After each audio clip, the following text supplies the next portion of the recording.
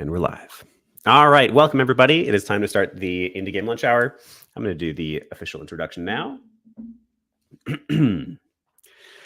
Welcome, game dev adventurers, to the Indie Game Lunch Hour. Today, we're talking with Patrick Moran about getting a little sillier and simpler in games.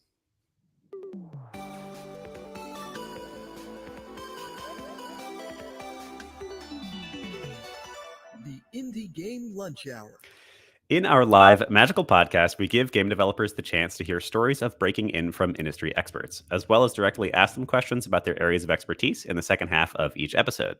This is a live, mostly unedited recording of a weekly event we actually host on our Discord, so feel free to come by and join us for the next one and ask your own questions live. There are links to join down below.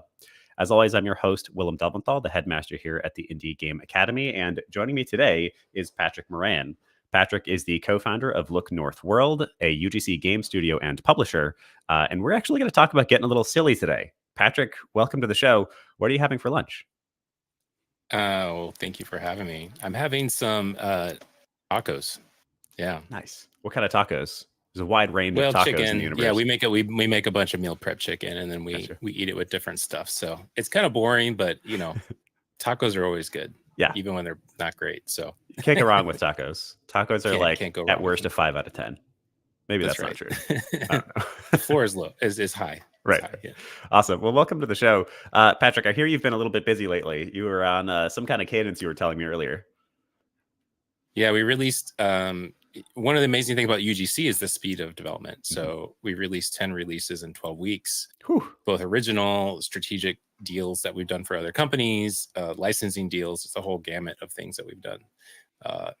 From something original that's we work with an indie dev to put out their first UEFN map to bringing Clue, the IP from Hasbro, to UEFN. So it's been quite insane. We grew from like 6 people to 60 over the summer, over the course of 4 months, and employ folks all over the globe: India, Colombia, Brazil, all over the US and Canada. So it's been quite the trajectory. So I'm looking forward to being able to reflect and enjoy these moments where I can slow down a little bit and just talk about it a little bit calmer. Yeah, it's really interesting. As anybody here, most of the people in this room are people who are considering starting their own studio one day. And as you move into entrepreneurship and founding, there is a tricky double-edged sword that comes with growth. It's obviously exciting when you get to hire new team members, and exciting when you get to grow, and exciting when your product starts finding its place. But yeah, it's also exhausting. So I feel you. A lot. Yeah, awesome. Yeah. Well, welcome to the show. Thank you for giving us a little bit of your time. The first thing that we always ask on this show, and that people are largely most curious about, is the origin story. So, Patrick, tell us about how you got to where you are today. Well, it's a long story, but I'll try to keep it quick. I like many people play video games for escapism, and similarly found that I enjoyed making them as much as I did playing them. And where I lived in San Antonio, Texas at the time as a kid, and called every company that made tech and just asked for an engineering job. I had some engineering chops I had taught myself, was looking for someone to take a break. And luckily there was a startup that hired me to make business software. And I went quickly from, a year of washing dishes and bussing tables and painting houses as jobs to then sitting in a literal garage at a startup writing code, and thought, okay, this is better. And what else can I do? And I set my sights on video games. I didn't know how it was done, but I did learn that there was a scene in Austin. So similarly, while working my way through college, this is the course of several years of I'd gone in to become an indie dev in games on top of working at the startup. I started driving up and just visiting. I would just show up he should not do this now. You might get arrested. But I would just show up at these companies and ask to talk to HR. And then they would say, well, they're kind of busy. And I would say, that's cool. I'll wait right there. And I would just wait in the lobby and make it awkward. And eventually I was offered a job in testing and QA at Ion Storm Austin, working on Deus Ex Invisible War, which was, kind of amazing. Harvey Smith was there leading that game. Warren Spector ran that studio. Randy Smith was heading up the Thief franchise sequel, Deadly Shadows. And I was put in this like way too hot, sweaty, humid QA lab. We're just packed in there with fans in the doorways. You had to step over the fans to get in because it was so hot. And just testing Ion Storm games after they had become part of IDOS. It's part of history now. It's kind of weird it's like 20 years ago, but those are industry legends, and I just got to learn a lot. From there, I got a job in design, working on DS titles for things like Over the Hedge, and the kinds of things that are not really interesting, but it was like game design boot camp because we would ship a DS game every 6 months. Wow. So I got lots of reps. And that led to an opportunity to go to BioWare up in Canada, worked on Mass Effect 2 and 3, then became studio director at Disney. Then I was one of the first product managers at Amazon Games. Worked on New World, among other things, for several years. Spent a year at Mobility Aware, which is a great company in Orange County that does solitaire games. And you've never met a more hardcore player than a 80-year-old retiree who has nothing to do but play solitaire. Like they would play that same every day. They'd play the same like deal in solitaire like 100 times and get their like speed run down to like 5 seconds. And it was unbelievable. Like, it's just incredible. And it's all they did. And then spent 3 years at Mobility Aware, Congregate as chief product officer, got them to record 16-year profit, and thought, okay, it's time to be an entrepreneur now. Like I've done enough where I can get another job, but I would like to go into startup world. So I did that. I had an opportunity to help out Mark Pincus's team, who's the founder of Zynga. One of his investments, right as the venture market market collapsed and the venture capital dried up. And so I spent a year failing to rescue that distressed company, and then was going to go back and get a job. And then Alex Seropian, the founder of Bungie, was also looking to start something new. We were both looking at UEFN, and he invited me along. And so we started a year and a half ago, shortly after the announcement of UEFN. And we've expanded to include UGC platforms like Overwolf and maybe some others that we haven't announced yet. But we've shipped a ton of games, working with a lot of people like Hasbro, who's also on our cap table now. They're now an investor, Wizards of the Coast, and working with Overwolf on a number of things. Bandai Namco, we're doing a Gundam title we've announced.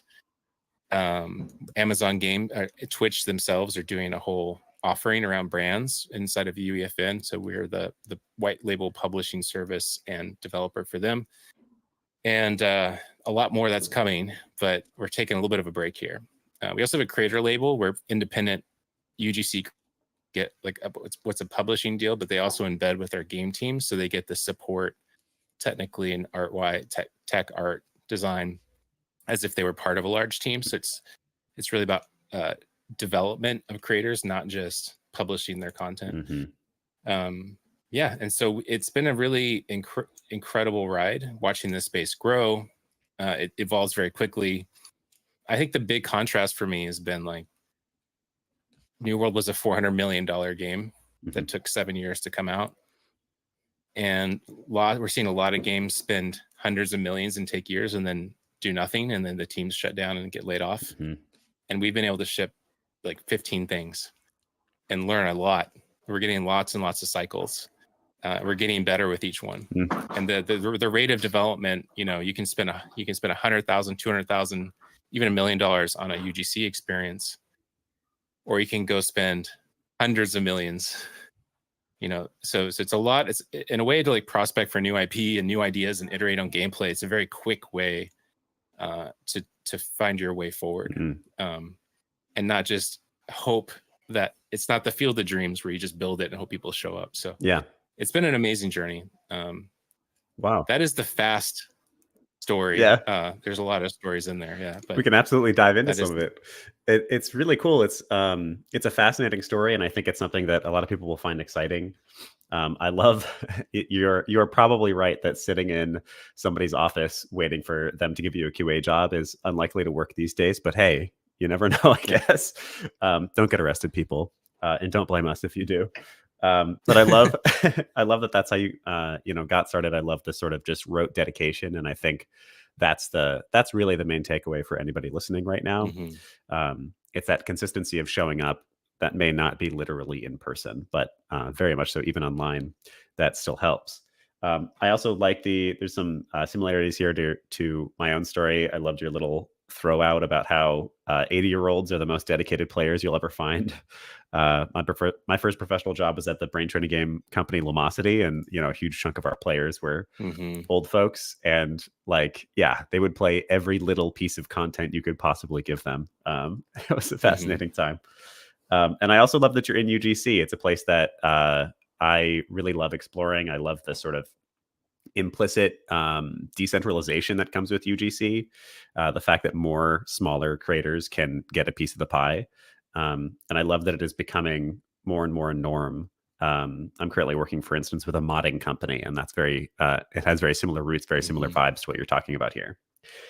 So for those, let's assume like the uninitiated, let's do the UGC for dummies. We threw it a couple of terms, UGC being one of them, UEFN being one of them. Give us like the beginner's guide to what the hell UGC is and why this space even matters. Why is it growing? Well, user-generated content very much is modding. There are a couple of recent disruptions that make it different. One is the ability to monetize it directly. Companies are now understanding that this is valuable to them, especially in light of what it takes to like fund a live service team. It's a lot easier to give tools to the players and let them carry on. And if you give them financial incentive, they have the ability to really make quality content at scale. So I think that's the big one, is just the ability for you to actually make money directly. People were already making money through brand partnerships. Like they would get like, I don't know, Doritos or whoever to pay them to build this thing. But there was no long tail revenue. So they would just get what they get to build it, and then there'd be no additional revenue. That has changed.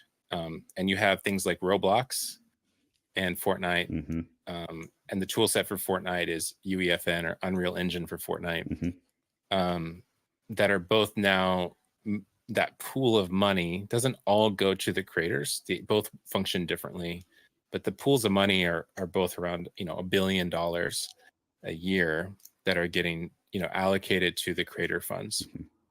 So that's a sizable, and there's not, it is very noisy, but there is a lot of opportunity to generate revenue there, directly or indirectly, say working with brands or companies that want to use it as a way to prospect and expand their IP.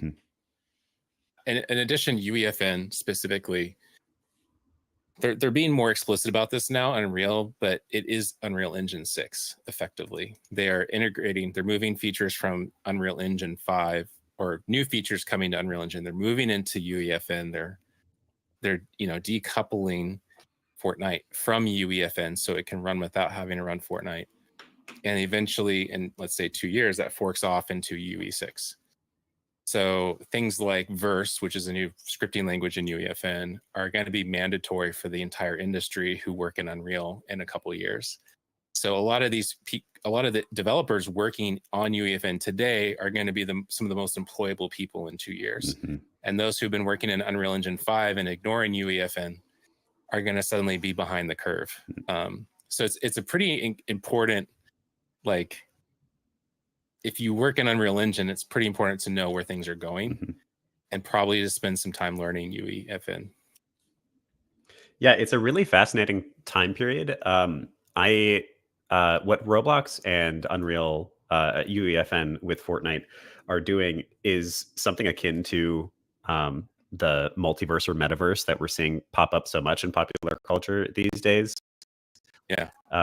These massive IPs, these massive games that already independently make ridiculous amounts of money and are some of the biggest in the world, period, are now giving creators the ability to make their own content, and pretty distinctly different content. We're not just talking about like you can add your own skins like a more traditional mod. We're talking about like entirely different games built inside of what is now sort of effectively a game engine inside of Roblox or Fortnite or a couple of these other games.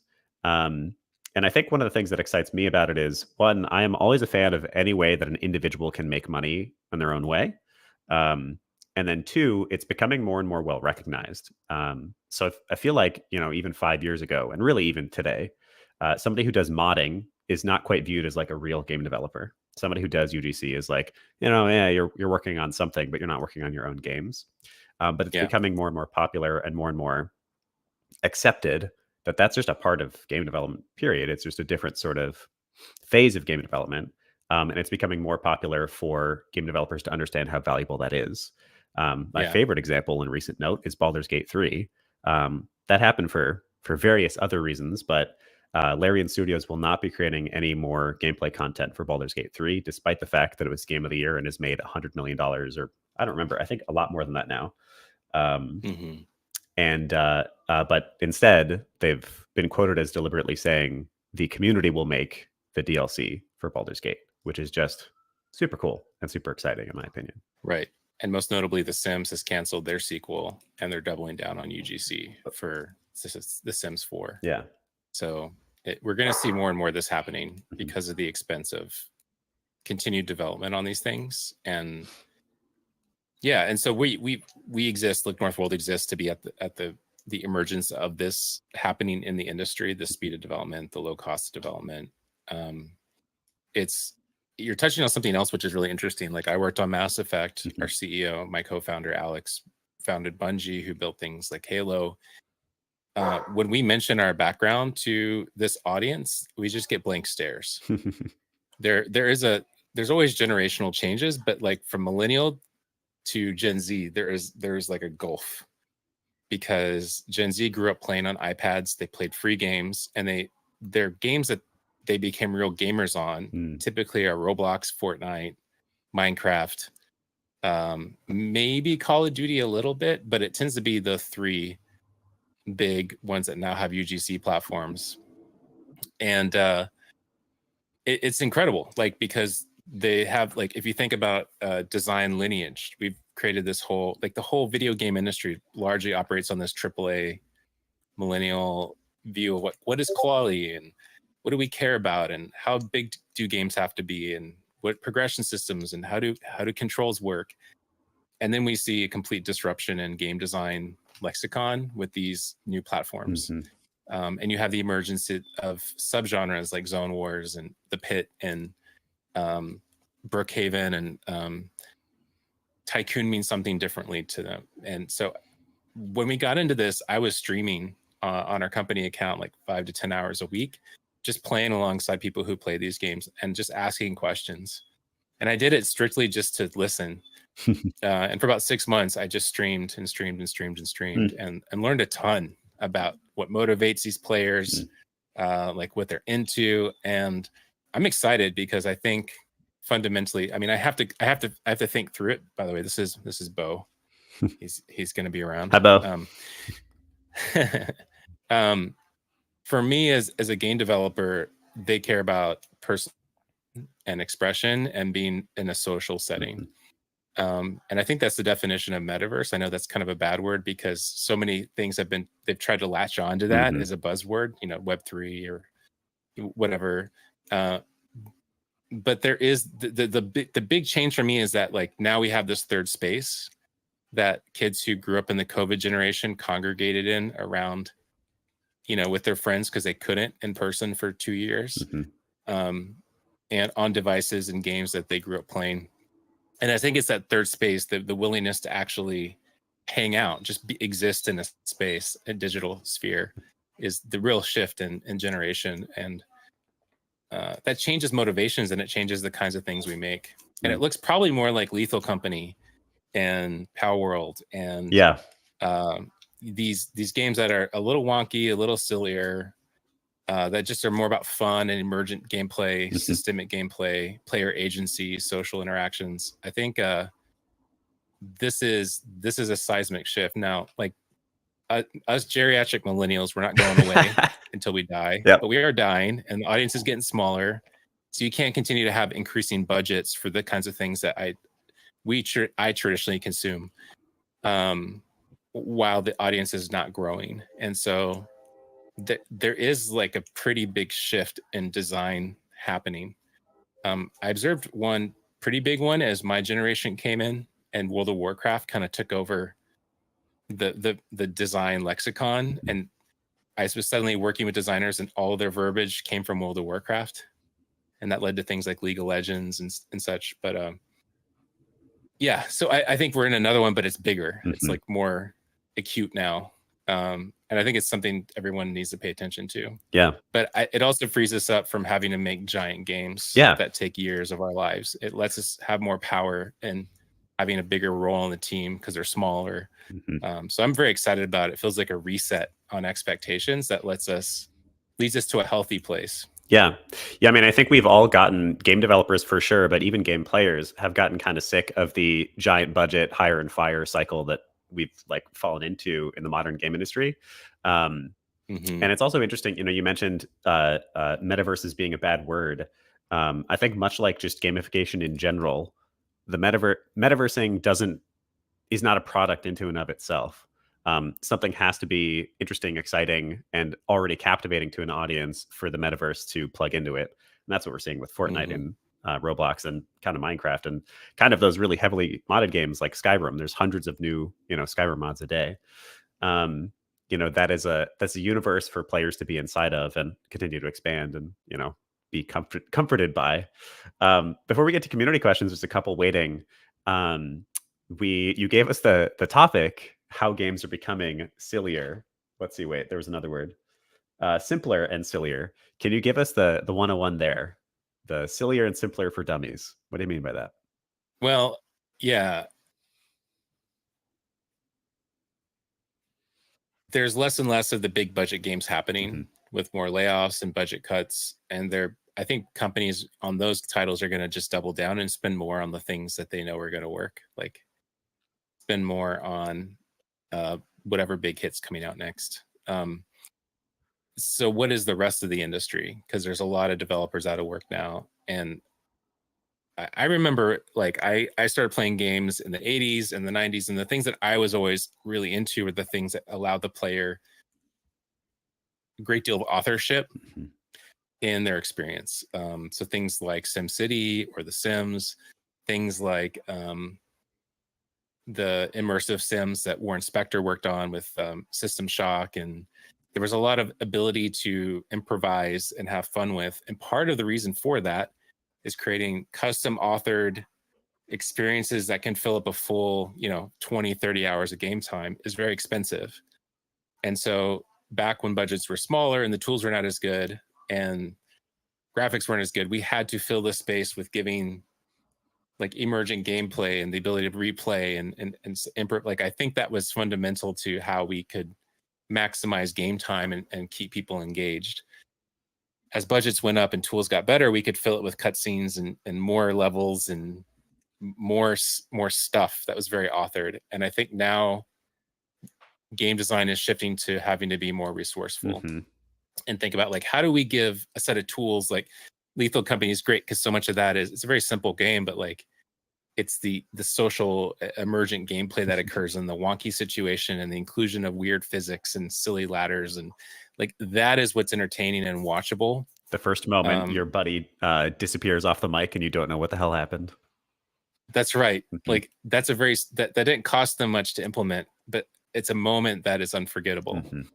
And I think the more people lean into giving the players these unexpected surprises and tools to tell their own story or have there's just chaos and silliness, the more not only are you going to hook people and make them feel like the author of their own experience, but you make things that work marketing wise too for today. People's attention spans are so divided.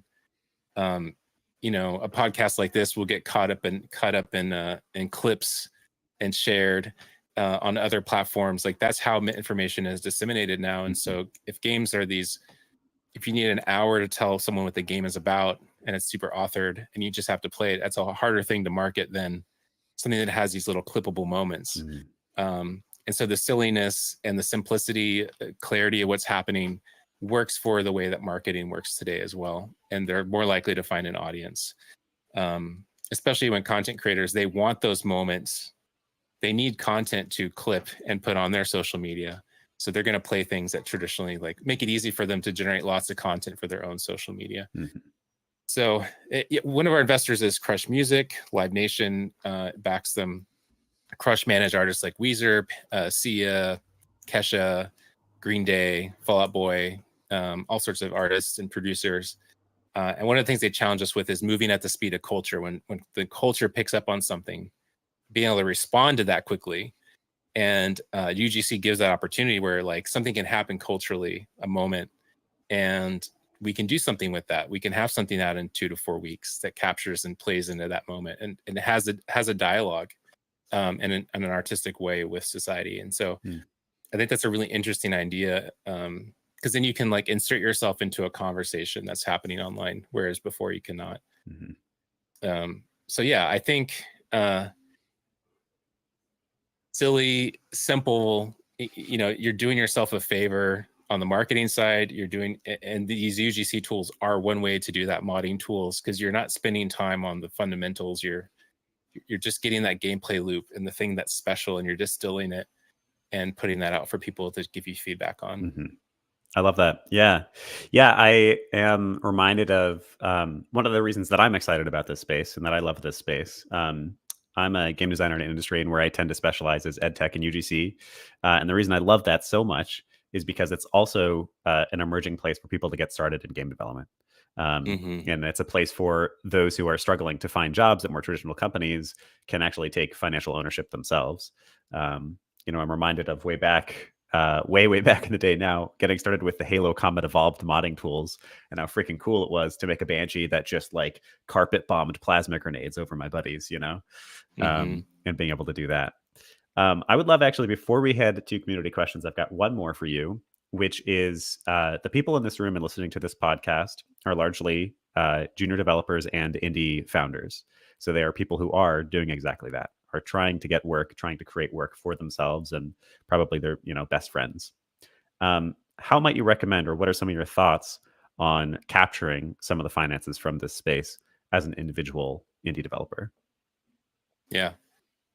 Okay, there's a few avenues to do it. One is just publish something, hope that Discover algorithms treat you well, surface your experience, and you get a big audience and you can monetize it. On Roblox, you'll have power-ups you sell. On UEFN, it's just pure engagement time. The other is strategic partnerships. So let's say a publisher wants to get in on the space. To get those, you're gonna need to have some published work. You're gonna need 2 or 3 things on the platform that you're targeting, that you have put out, and talk about why you made it, what the lessons were. And if you're an indie and you don't have an IP, one of your reasons for why it's not a hit is, we didn't have a great IP. It was our first time, but we know how to use the tools. We're good at it.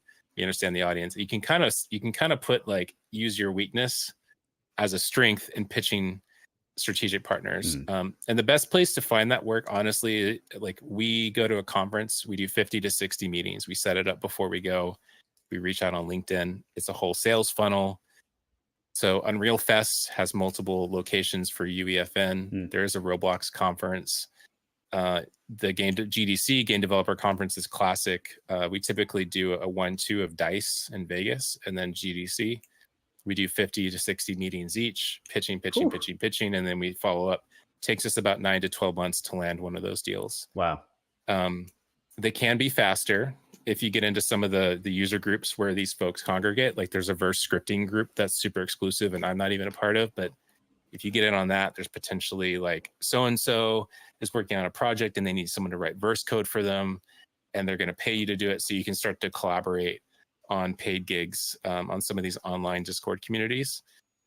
The other is just brand deals. Doritos, Honda, whatever. Again, you're going to need a portfolio of work that you've done. Those deals can typically get done faster because they're usually urgently moving towards some release of something. And that's just 100% network. And so you just have to use your personal network. If you're in Nebraska and you don't know anybody, one way to shortcut that is to go out, invest, and be attending some conferences, setting up meetings in advance. Just by being at an event physically, you position yourself as somebody who's serious and somebody who's someone to talk to, because you're there and it's already exclusive. So you just got to build a network, be present, have a portfolio. That's how I would start. As far as funding goes, there are like Game Fam, who's technically a competitor, though we love them. They're great to hang out with. They started a fund. It's like a creator fund. We also have a creator label application on our website. That's different than the creator fund, because not only do we fund things, but we'll put you alongside our own development teams internally and have mentorship and guidance. And if you have if you have a weak spot, like I don't do art, we'll couple you with artists. If you need some help on the tech side, we're there to advise you and help you along. So we're also developing people along the way. So there are multiple ways to get funding that are friendly to new folks in the creator space. And then I think like Overwolf has they do like UGC platforms for things like Arc. And one that, that's going to be a much smaller pool than UEFN today, at least. Meaning like if you go build a free mod for Arc and it gets popular, there's a creator fund there from Overwolf, and they'll fund more stuff for Arc. So you just got to do your research for those. Look for creator funds. Look for who's backing these UGC platforms. There's usually, when there's a new UGC platform announced, there's also a separate fund allocated to seed it with content. So build something small and quick on that platform to show that you are into it, and then parlay that through Discord or LinkedIn into an introduction to whoever owns that fund. Those are a number of tips. If it was easy, there would be less money for everybody. Because it is hard to find funding, that's what allows people to get funding. There's not as many hands to feed. So, you have to be willing to hurdle the barriers to get to funding, but it is out there. That's amazing. Yeah, it's really interesting. So at the Indie Game Academy, we teach people how to make games. And the biggest way that we do that is project-based. We help you work with an interdisciplinary team and actually launch something. Love that. Yeah, and part of the reason that we do that is because we hear time and time again from smart people like you that one of the first things you need is just a portfolio of work to show that you can do the work. It sounds to me like it's a similar approach here in this space. You and your studio already need to probably, it sounds like the very first step is just launch a couple of little things. And those things have a chance of working on their own, but then that also gives you the evidence to showcase that you could handle a partnership that you can then go after and try to find when you've got a couple of those smaller titles under your belt. Does that sound about right? That is correct. With the emphasis on small. Yeah. Yes. If your goal is to open the door to funded opportunities, don't go make your dream game on a UGC platform or mod or separately. Like go make something.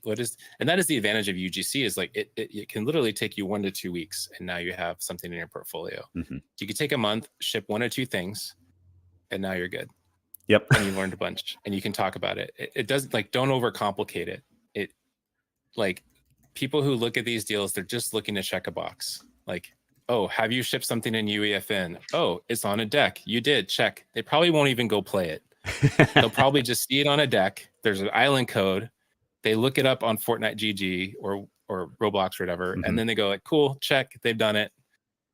And then everyone, 80% of the other people they're looking at get crossed out. So it really is like, don't overcomplicate this. Like, make it look nice for the audience that you're building for. Ship it, and now you have portfolio. Yeah, it raises your profile significantly. That's awesome. There's people in the audience making jokes about what that meeting must be like. How do you feel about Doritos? They ask. Beautiful. Oh yeah, that's not too far from the truth. Yeah. Incredible. I love Doritos. I'm about the Cool Ranch. Yep. Very underrated. Have you shipped UEFN? Yeah, absolutely. We're here. We're excited. Okay, in fact, cool. Let's do it. We made a game about Doritos in UEFN. It's often that simple. Yeah. How much are you charging? It's this amount. All right. Sick. Let's go to the contract. You all heard it here first. Y'all eat Doritos. That's the that's the secret. All right. That's good advice. Yeah. That was a they joke. Are delicious. If that was not clear. Yeah. We've got Rick on stage here for our first community question, though. Rick, do you want to jump in and hit Patrick with it? Yeah, Patrick. This has been really fascinating. You were saying earlier that you had 6 people in your team and you've recently bloomed up to 60 and you've released 10 products in the past 12 weeks. So I was curious, how many products do you develop simultaneously? Like I would assume you're not doing one product per week. That would be crazy. So how many do you develop simultaneously, and how do you structure the A to Z of that approach with your team? Yeah, well, that's a good question. So we have 2 internal teams. They're multidisciplined. And then we have solo creators that can pretty much do most everything they need on their own. And we have several of those, because these teams range from 1 to 5 people. And then we have some other studios, co-dev studios, that have teams that are independent. So each of our core internal teams also manages, oversees, produces external teams. UGC is user-generated content. So using tools for sorry, I just saw that question. Yeah, it's using tools to build games for other games. We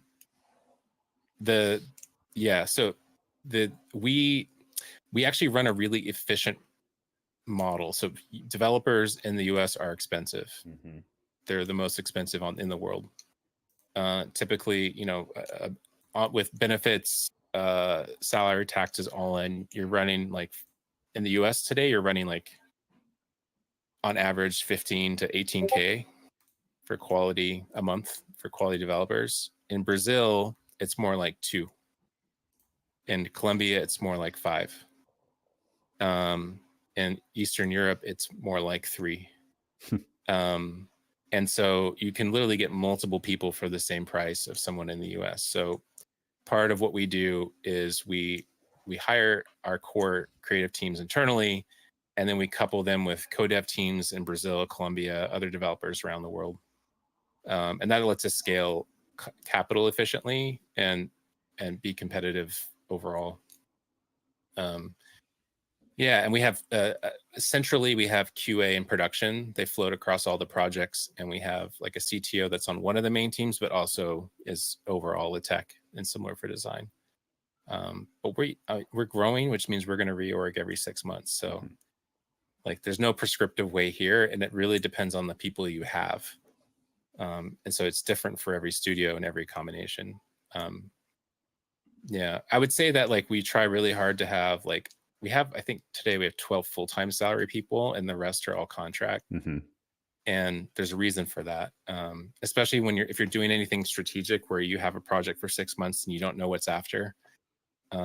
We want to avoid cyclical layoffs. So we operate more in a more traditional movie production model where we bring teams in and out, but we've been holding steady the last few months. And it has been a release a week, and I have not taken. I've taken 3 days off in 3 months. So but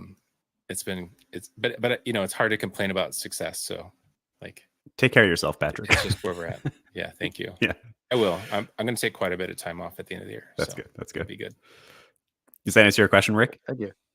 It kind of does. I guess I was just wondering, when you come up with the idea, you say, okay, well, let's try this. What is the idea of taking it from your fundamental concept and then saying, let's spin it up? And then when do you decide to really kick it into high gear? And then what does that look like with your team dynamics? Well, it depends where it comes from.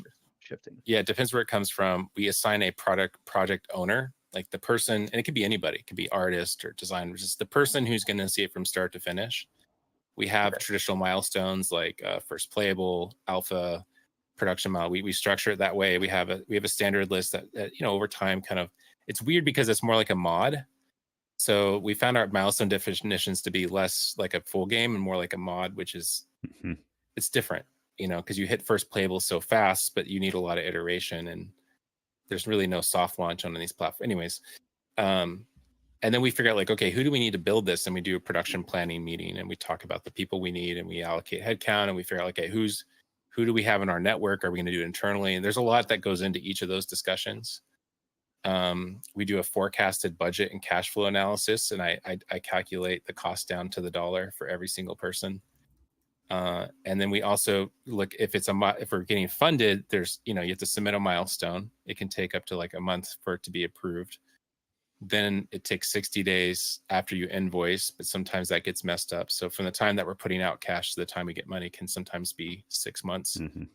So I do a whole like cash flow analysis that's like, here's when we spend the money, here's when we invoice, here's when we get paid, and making sure that we don't run out of money mid-project and put us. And so there's a lot that goes into each project.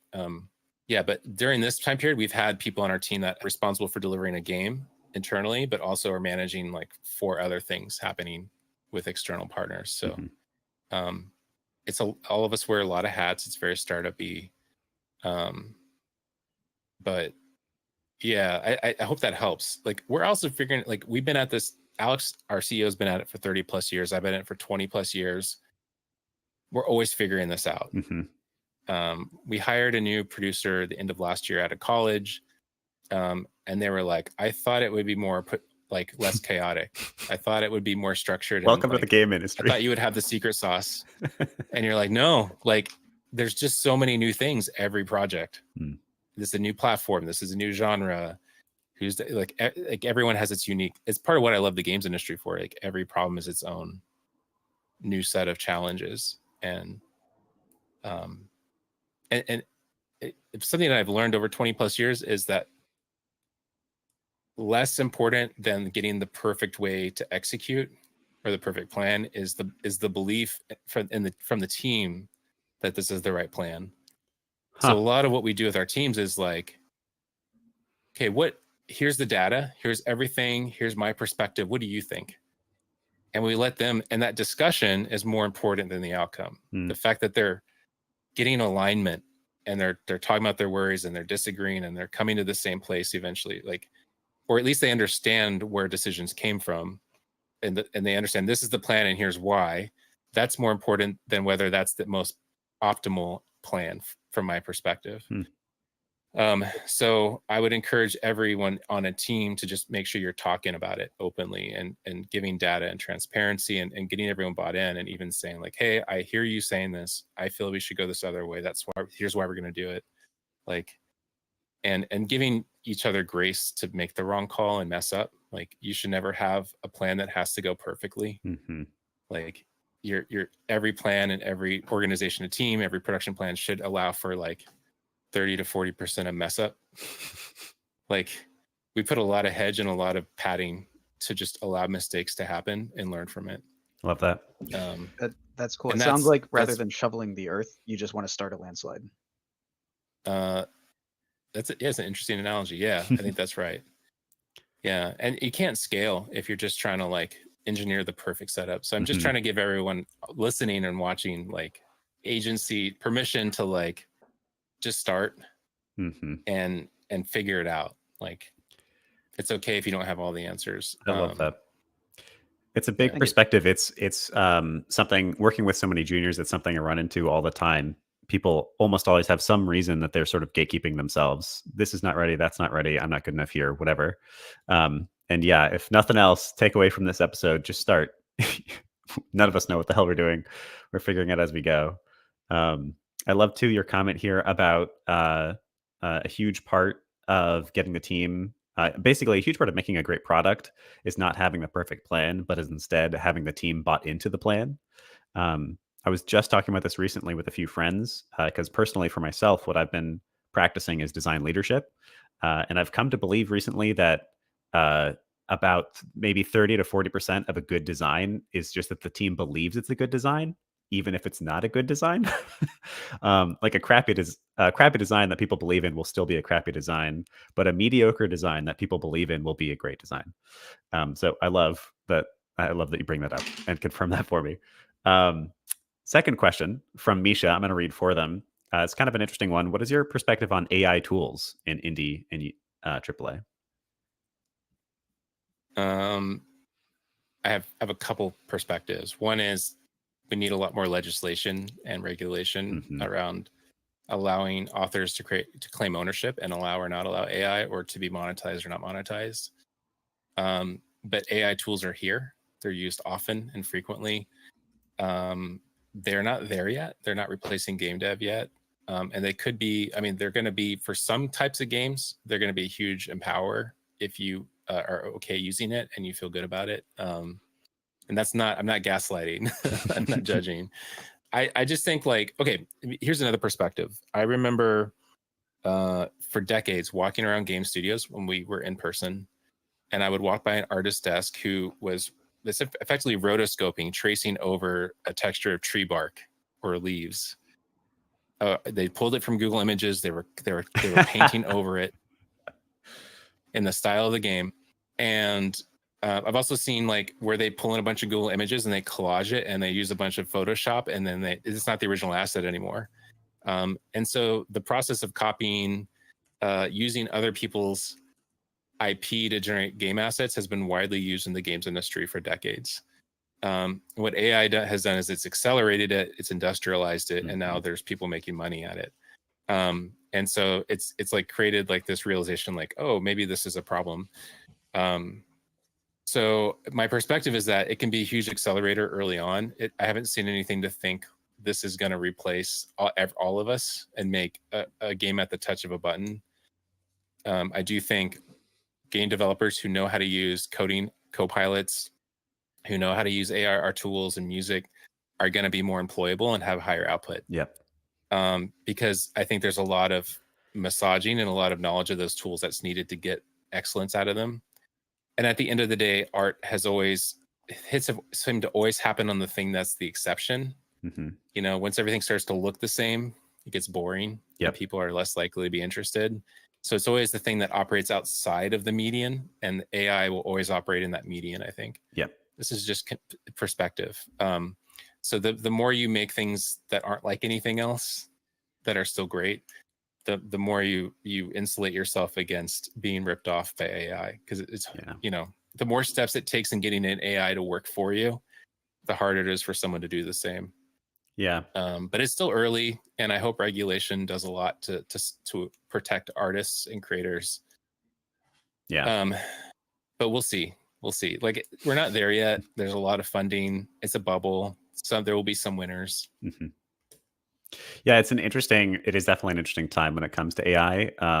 I myself use AI in my workflow as something like a creative assistant. And I think in general, I urge students to do the same. Because I think of exactly what you just said, like stubbornly refusing to use the tools because they aren't well regulated yet, I think mostly just puts you behind the curve. And absolutely, let's insist on better regulation. But I totally agree. Like, if we think about it basically like a new piece of software that's come out that is being well used, then, like, of course you need to learn the new piece of software in order to stay hireable. I do think, I hope I'm not wrong, because, you know, AI is on an exponential curve now, and we'll see where it goes. But I do think your statement about it always being the median is probably accurate. It will never be able to, or it is unlikely that it will be able to produce the same kinds of new avant-garde pieces that humans will be able to. So I think staying on that edge and trying to make yourself differentiated is maybe one of your best protections against it. Awesome. All right, we got a third question from the audience. Wendy, want to jump on? Sure. Hey, Patrick. Hello. The doggo is gone, I noticed, though, which was better because now I'm able to focus on you. So thanks. He's distracting. He's a problem. I am very early in my game dev journey. So thrive on stories and learning acronyms like UGC. I was wondering too early on, like, what is that? So thank you for whoever asked that. I would just like, so again, speaking of stories, I would like to know more about your time working on Mass Effect. I mean, I'm sure many others here are huge fan. You know, so anything, you know, stick out to you in terms of that experience? Yeah, it was a lot. I worked on the N7 missions on Mass 2 and then multiplayer on Mass 3. I love the franchise, and it was a dream to work on it. I couldn't believe that I landed that gig, and it was awesome. And I think like my favorite memory is we took home the playable build of Mass Effect 2, and it was playable from start to finish. Many of it was gray box, meaning like it was just, they're literally boxes that you walk through, and then you go up to an NPC, you click on them, and there's a text box of this conversation is when such and such does this thing. And it was but it was stubbed out. And I remember playing it and thinking, it just felt like there was something special. Like there's been a couple times in my career where I could feel like it was just, it just felt like this is going to be great. And most of the time this is terrible and I hate it. And oh my God, how are we going to ship this thing? I mean, that's the majority of game development. Mhm. And so those rare moments where you're working on something and you like really love it and you really feel like we have how much time left? Like, oh man, this is gonna be awesome. Like that's very rare. So that was the first time I ever experienced that. And it was pretty amazing. There was also an interesting transition happening when Ray and Greg, I got to meet them. And towards the end of their tenure, they're founders of BioWare. And they were in the midst of transitioning leadership to a new generation so they could exit post-sell. And so being in BioWare towards the end of that era, as the transition to new leadership was starting,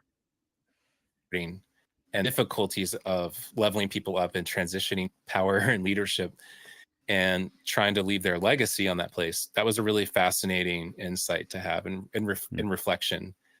At the time, it created a tremendous amount of difficulty in working there, but in reflection, I'm really grateful for having seen that and now owning a business. I can reflect on it and glean like new insight from that time, and how to act as a leader and how to treat people. They were both really, and still are, really great leaders. And I remember I was walking the halls, it was week 1, and Greg Zeschuk, one of the co-founders, said, "Hey, Patrick." He like recognized me and said hello. There's 400 of us. And Wow. I learned that every week he got employee photos, and memorized everyone's name every week, so that when he first saw them, he would be able to call them by name and just Holy validate cow. them. Wow. And yeah, it was a pretty. So I love Mass Effect, and I'm really hopeful the new Dragon Age is great, and I'm a big fan. You know, speaking of millennial games that Gen Zs don't know, but, like, We'll never definitely play. for me. Yeah, not so silly and not so simple, but I do love their games. Oh, so good. But I did learn a Amazing. ton. Well, thank you so much. I can just see it, you know, how cool of an experience that was as you told it. So Yeah. thank you for that. Yeah, thanks for asking. Thanks for asking, Wendy. Yeah, I tried not to fanboy too much when I realized that you were coming on, but Mass Effect is easily one of my favorite series of all time. So very cool to chat with you, Appreciate Patrick. it. Well, Yeah. it's a big team and a lot of people who touched it, and you know, so kudos to Casey Hudson and that leadership team who led that franchise. Absolutely. Yeah, having good mentors is one of those just like life-changing things. Like that's really how you level up, is you have people to learn from who are already awesome. So find those people and then hold them close and say thank you and whisper that they're awesome to them every day. All right. agree. It is the end of the episode. Before we say goodbye, Patrick, we like to do 2 things here. Number 1, we like to actually assign homework. Homework should be something that takes about an hour that the listeners can do in the next week to help them practice some of what we talked about here today. So what would you like to give us for the homework here? Well, if you aren't familiar with these platforms, if not Roblox, Fortnite, go play some games, watch some streams, like get to know this audience, not even beyond the games, like get to know the audience. So go play games with them on these platforms. Try different genres, try different stuff, try to understand it. Your initial reaction, if you don't play on these, may be like, these games are terrible, I don't like them. But know that these are your future players. And they make millions of this dollars. is where they are today. Yeah. And you should pay attention. Yeah. If you are playing those games and you're aware of these platforms already, I would say go build something and do it in a week. Awesome. Like you can do it on 1.0, so you don't even have to know creative. There's a creative mode 1.0 that you can flip into while playing a map solo, and you can build something just from the perspective of the player using those devices. Or you can go to UEFN and use that tool set. But either way, just make something and put it up. Amazing. Ship something. I love it. All right, so you've got a bronze version of the homework and then like a gold version of the homework for everyone who's listening. So if you are not yet familiar or you're not yet comfortable with game development, go and research and at least play a few of these games in Roblox, UEFN, or something related, and then post it on LinkedIn. You can tag the Indie Game Academy as well as Patrick Moran and myself, and we may come by and tell you that you're awesome. You can also, there is a section of the Discord specifically for this episode where you can drop your homework if you're feeling a little bit less, if you're feeling a little bit anxious about posting publicly. The gold standard version of the homework, though, is just to make something. And the Indie Game Academy has an Indie Dev Share. We will absolutely share your cool Roblox creation or whatever. So please do so. That's your homework. Let's see it. All right. Before we say goodbye, Patrick, any last words of wisdom or anything you want to plug? Well, I just want to commend everyone who showed up. So many people want to make games, but they don't put forth the extra effort. And it's great to see everyone on here. Like, this is how you do it. You get plugged in, you learn as much as you can, you make yourself accessible, be in a community. So just mainly a kudos to this audience for doing what really will set them apart long term. That's awesome. Thank you, Patrick. Heck yeah. Yeah, give yourself a pat on the back for just being here and learning and spending some time. All right, Patrick, thank you so much for being here and answering these questions and giving us some insight. Thank you for having me. Absolutely. It's been great. Thank you to those who asked questions, and thank you to you listeners for listening. As always, we ask, if you had a good time, think of one other person in your life who could use this episode and send it along to them for us. We'll be here again next Wednesday at 12 p.m. Eastern time. And yeah, hope to see you there. Goodbye, everybody. Have a great day. Bye. Thank you. Thank you. All right.